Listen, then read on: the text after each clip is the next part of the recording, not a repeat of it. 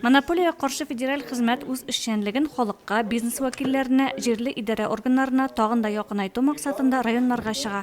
Урыннардагы мондай очрашулар дәүләт органнары эшчәнлеге турында мәгълүмат тарату, борчыган сорауларга бергәләп җавап табу өчен бик кирәк.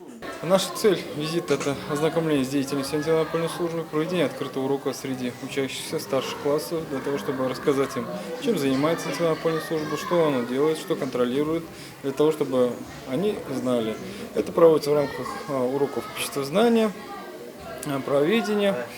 Мөслимдә узган эшлекле сәфәр район башлыгы белән очрашудан башланды. Кунаклар Мөслим лицейның укыту кабинетлары белән танышкач, югары сыйныф укучылары өчен ачык дәрес үткәрде.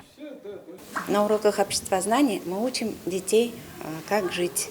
Мы проходим такие темы, которые касаются непосредственной жизни.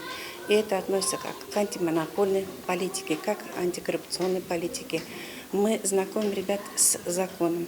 И данные встречи нам очень полезны. Бүгенге очрашу безгә бүген бик күп файдалы мәгълүмат бирде.